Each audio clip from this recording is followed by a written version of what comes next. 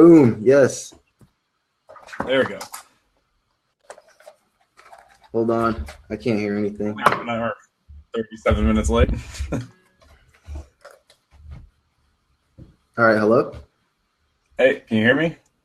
Yes. Finally, dude. All right. Thanks, Danny. I owe you a big one. All right. Now let's.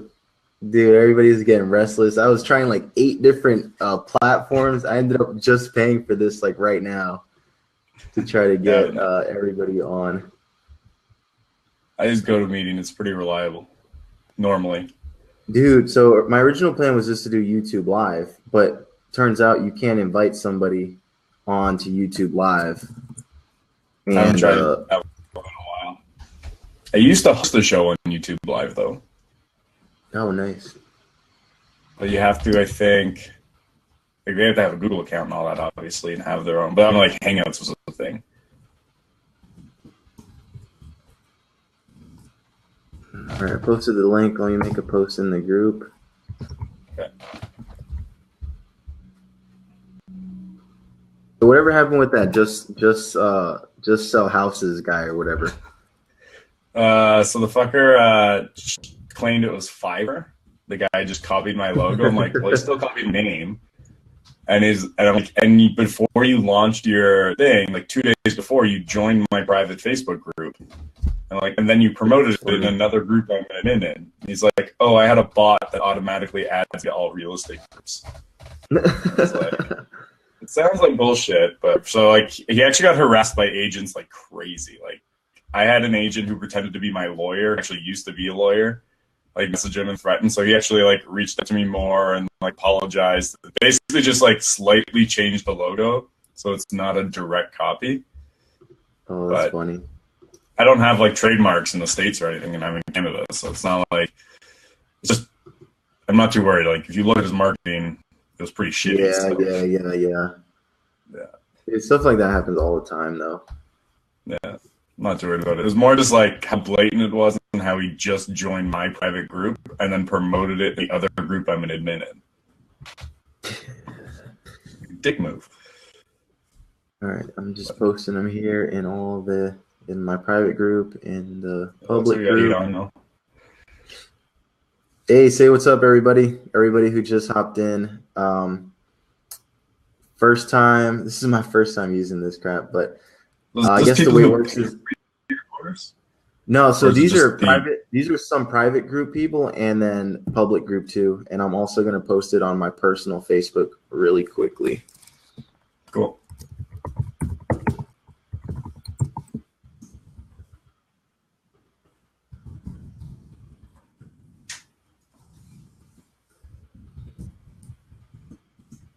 Yeah, people were like, everybody was like, did I miss it? Did I miss it? Yeah, tech glitches are fun. Yeah. Suck at tech too.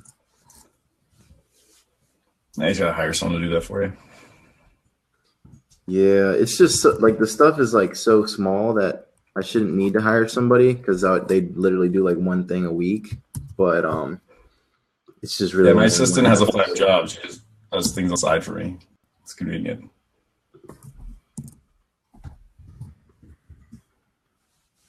All right, cool. I'll probably make her full-time soon. Posted public. All right, so it's posted everywhere.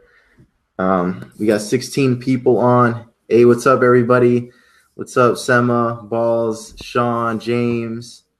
I think Danny hopped off. But all right, so we'll get started because I know you only have until 8 o'clock. So first, give me the whole scoop on exactly when you had your like epiphany moment that you're like, okay, I need to work with real estate clients, and this is why.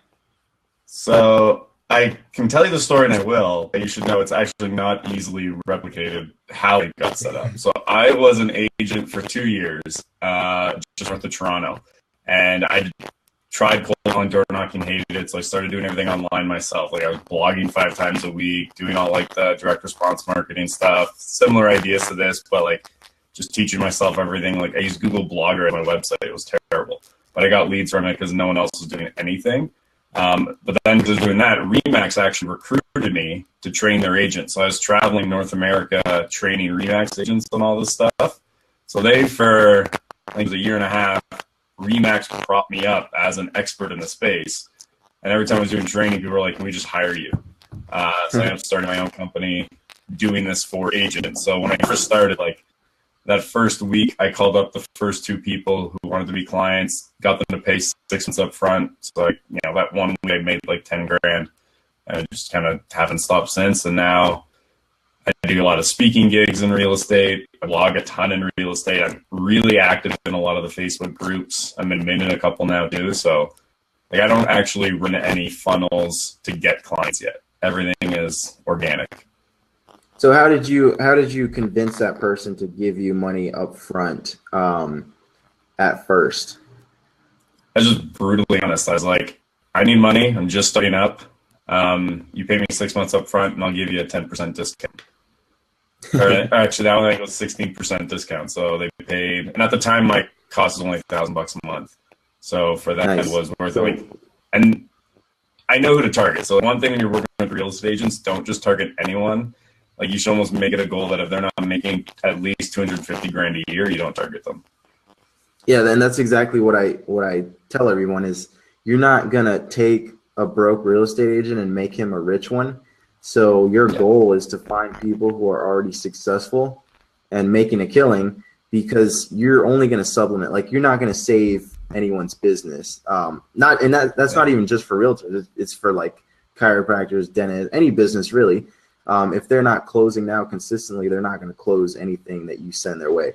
So if anyone has any questions and they want to interject, just type them in the chat box. That's the easiest way for me to see them. I know you can do it under, but I see Sean has a question. How many people are actually going to be making $250K a year?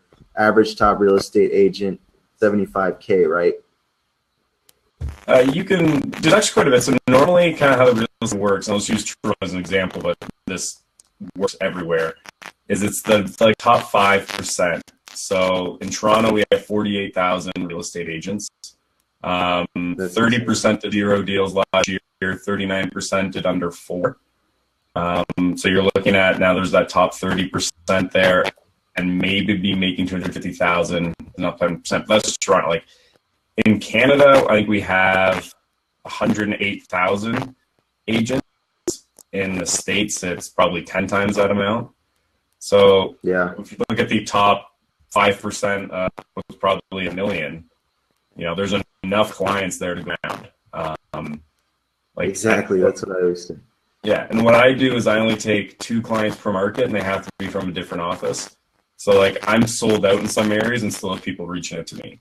So like it's not hard. Once you start getting results, it's pretty easy to get it. And especially real estate's a big copycat industry.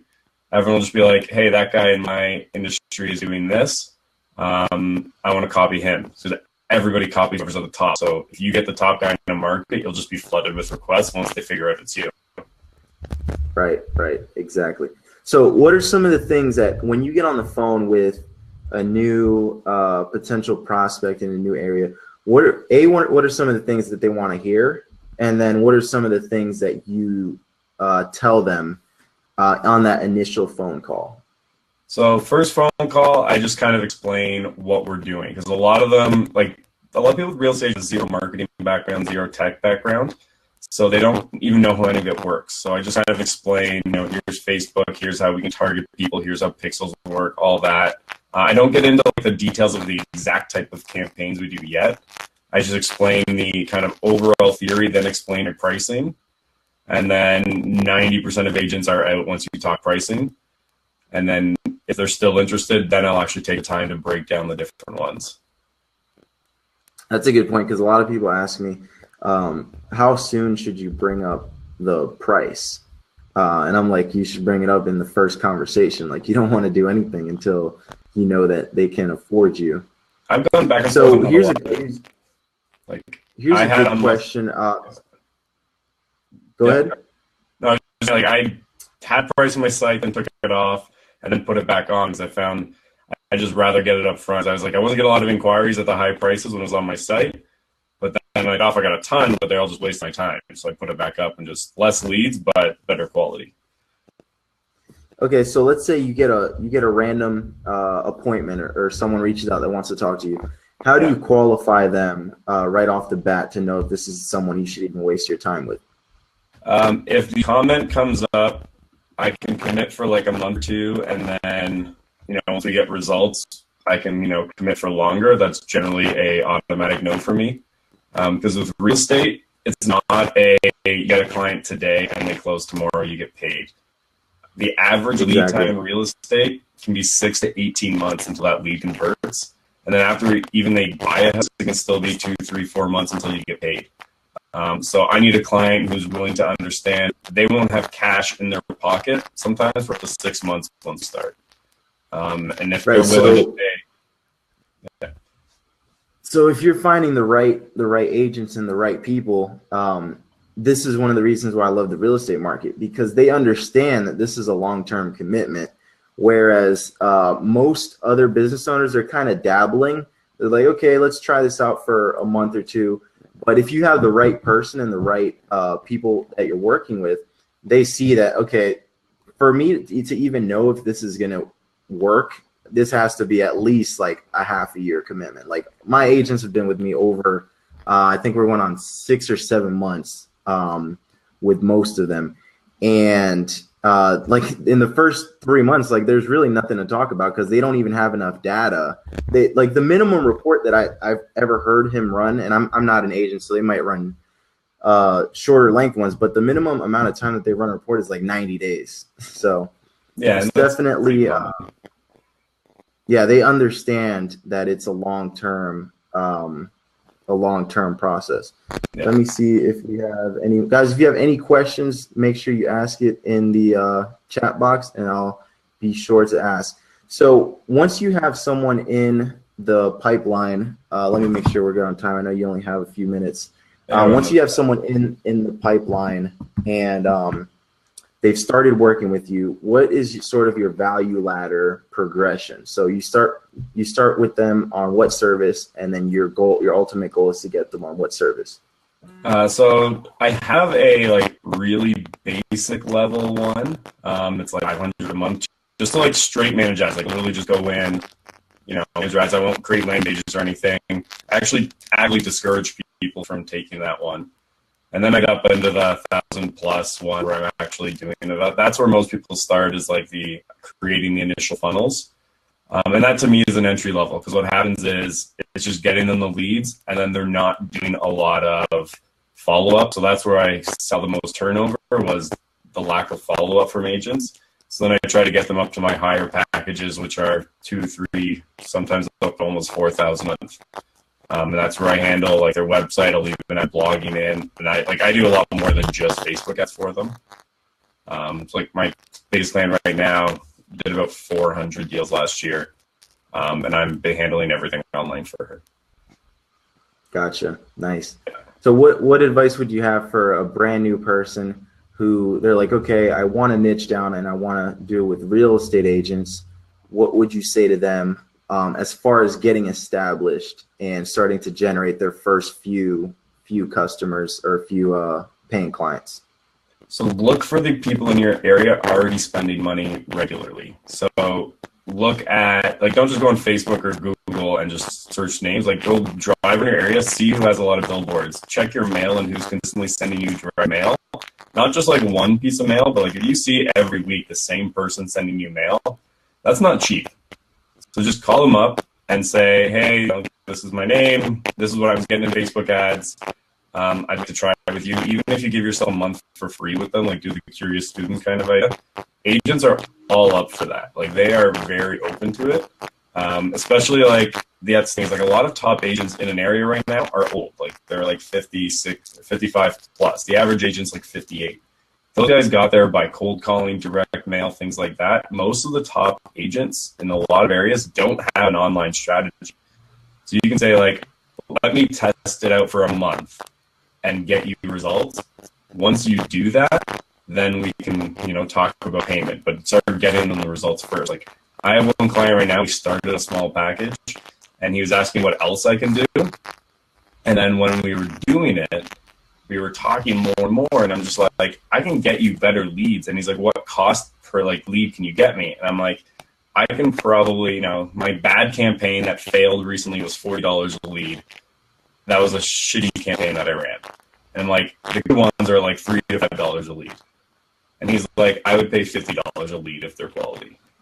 That's how much money these guys are spending. Like so like even my worst campaign, he was willing to spend more than that to get it. So sure enough, like even at my level, I was still a curious student. And I'm like, give me a month, I'll do it for free. Because I know 1 month I'll get those results for him. I'm getting him $5 leads, and I'll probably start making an extra $2 or $3 a month off of that. So it's worth it to work for free for 1 month. Right. How would you compare what we do? I'm going to ask this, and then we have a few questions in the chat box. But how would you compare what we do as opposed to what agents are spending on places like Zillow and Trulia and all these different direct mail and different things like that? Direct mail sucks. You have to probably spend $70,000 a year to get like actual results from it, and you have to do it consistently for a while to even get any leads. But like you can make a lot of money, but again, like you have to consistently spend like $60,000 to $100,000 a year and not see any return for at least 6 months.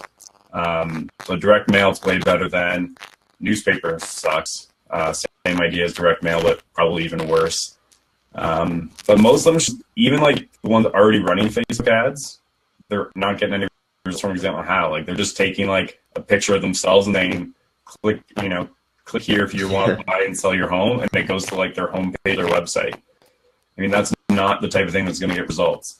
And a lot of them just don't know how it works. So it's a very easy opportunity to get in there. So Jay asks, do you see this business as long-term, basically doing it for a long time and having a nice lifestyle? For me, yeah. This is something I do want to do. Like I am actually launching another business outside of real estate. But that's just like a separate project. I'm working with a couple of guys, but for me, this is like, I want to build, so our company's called Just Sell Homes. The idea is I'm going to eventually not just do digital marketing. I want to basically run their entire business for them so they can actually just focus on selling houses. So like I'll have the financial side of it handled for them, everything else. It'd almost be like McDonald's. I can come into a new area, drop my entire system on top of someone, and then they can just go work. Nice. Yeah. So basically like a franchise system, duplicatable. Yeah, but I won't be like Travis. Gotcha. Travis asks, how many leads can you handle at each package tier by yourself? When do you suggest finding someone to assist? Would you suggest a digital marketer, copywriter? What skills would you look for in an assistant? So how much can I handle myself? It varies depending on the package size and what I've committed myself to. In terms of like the funnel one, I'll try to only onboard about 2 or 3 a month at most. I find if I'm onboarding more than that, they start getting left behind. So I'll actually push them out to the next month. That's just kind of how I found. Because what happened when I first started is I actually grew too fast, and I was up to my 8th month in the business making over $20,000 a month. But it was at my lower packages, and it blew way too fast for everything. And I just floundered, and so I lost a lot of it. I went back down to about $9,000 a month at one point. And then I started upping my prices, changing my system. So now like I mostly handle myself, even though I have help. And I have about 13 clients that are like the recurring ones. I do a lot of one-off stuff too, but in terms of like recurring, I have about 13 right now. We're paying mostly $1,500 to $3,600 a month. Nice. What's the average amount you charge? I guess you just answered that. Or okay, here's a good question. A sales agent versus a broker. What are the key differences in trying to work with them? I don't actually do a lot. By broker, I assume you mean like the brokerages, so they're trying to recruit agents. I don't actually work too much with them, to be honest. I mostly work with the agents. I actually have a guy that I do some I do one-day boot camps where I bring like 30 agents into a room and teach them how to do this themselves at $100 a pop. So it's a nice, quick way to make some money and get my name out there. The guy I do that with does a lot of this for brokerages. So I actually just refer those leads to him. It's a good relationship. He'll refer some to me. I'll refer some to him. Gotcha. Generally, just so you know, brokerages, they don't make as much money as you think. Most brokers that make good money, they're also selling. It's not a high volume unless you have like a brokerage of 1,000 people. It's not a ton of money. I have so I work with 2 brokers, and I think one of them, honestly, I think he just flips the leads to his agents for I don't know how much, but I just get the vibe that that's what he's doing because he doesn't really care about anything else. Yeah, some do that as well. He never talks about numbers with me. The other one, I know he's distributing to his agents and then just letting them to his team leads, and I guess they do whatever they want. And he has a sales manager that I guess oversees everything, and he's the one that I kind of talk to about, you know, how the leads are doing and anything like that. So I guess it's a little bit of a different relationship. Questions. Is there one single thing you'd suggest doing to ensure the leads you're getting, your clients, are good leads? And then the follow-up after that is basically anything you can do to help them close the leads. And then I'll probably end it there because we're running up on 8 o'clock, and I know you have to run it. Yeah. So one thing I do to ensure the leads you're getting are good. The one thing I've switched is I've gotten rid of like those stupid ones, which like get a free home valuation and just really quick like that. I actually started going really long in my copy. So like I've run ads now that are like 3 paragraphs long. Wow. And what happens is it explains exactly what's happening so well that people are opting and getting it. Like I ran one this month. I put long copy. It didn't get a lot of leads. We're only getting it like $14 a lead. But the first 15 leads, 1's already signed and 3 are committed. So 15 leads they close for, and they're all seller leads. And I think 3 of them are going to buy too. Like that's an amazing rate. Like I don't know if that's going to keep up at that rate. Like it could just be the right time of year. Maybe they just got the right first 15 people. I don't know. We'll see how it keeps going. But I really am upfront exactly what's going to happen. Because when you like get a free home valuation, if they don't get it instantly, then a lot of them will start like leaving negative comments on the ads and things like that. But when I'm upfront about exactly what they're getting in depth, I find it builds a little bit more trust. It's a good that's a good golden nugget right there. So last question, which you've answered, is do you offer other services as well? If you just want to briefly touch on that for Jay, I guess you didn't hear, and then we will wrap up as long as there's no more quick questions that are asked. I could probably actually do it.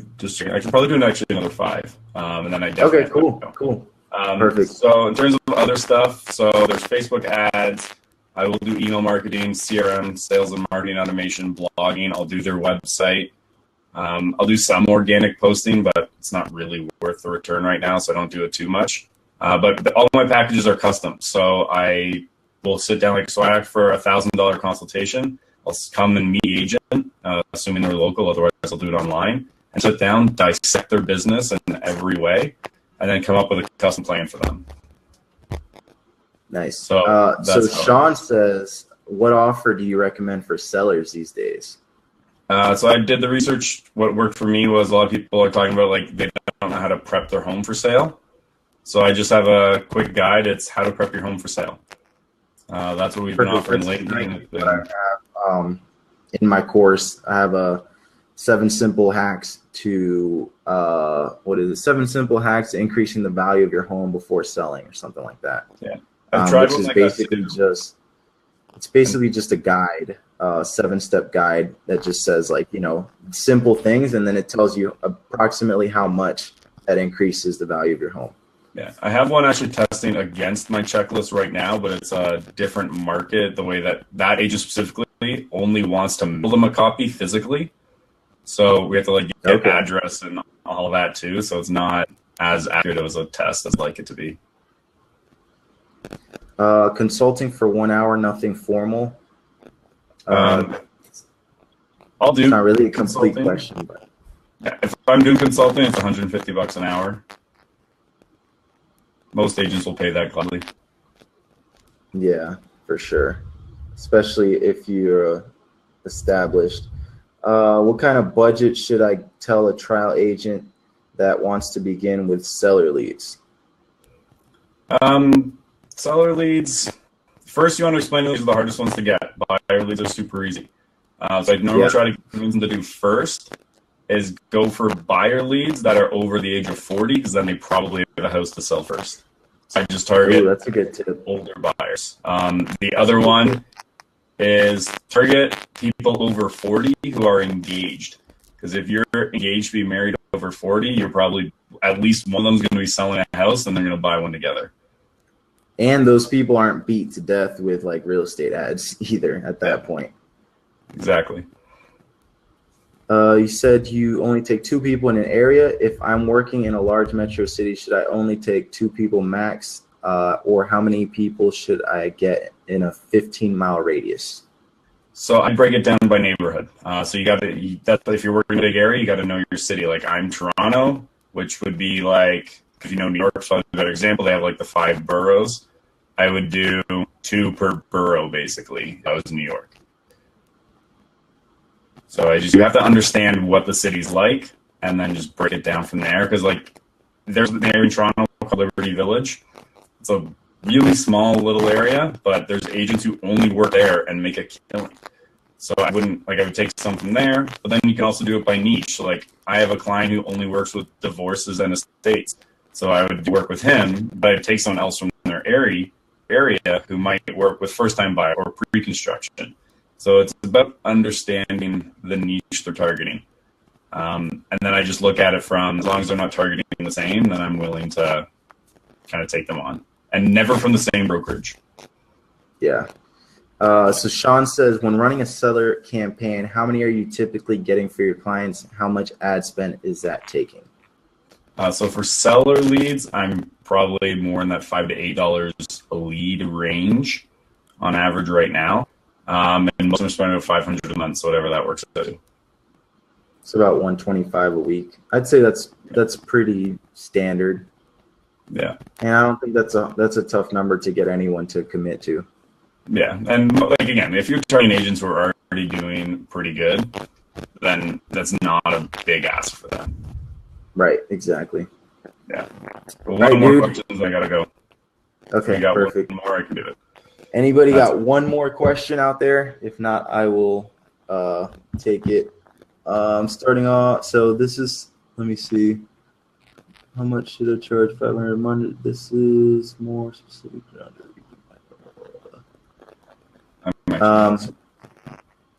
Yeah, I mean, you just pick whichever one you like.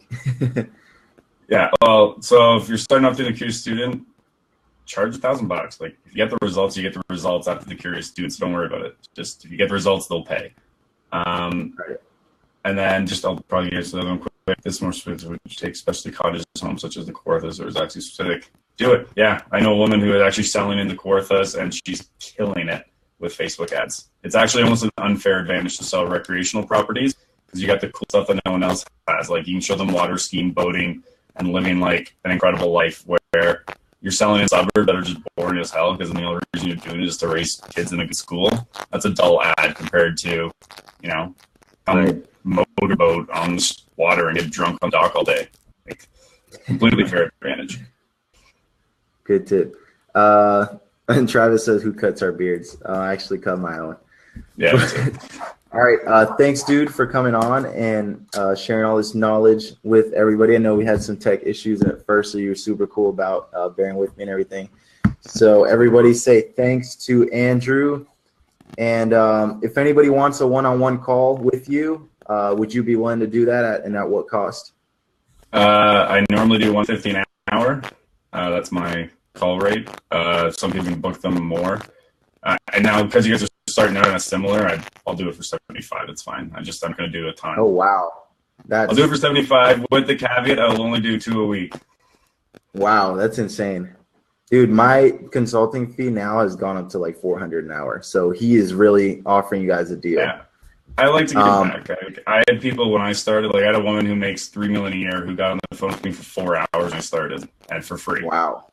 That's insane. So I don't mind. Maybe I'll start doing that. I'll do like one a week for free. Yeah, that's what I do.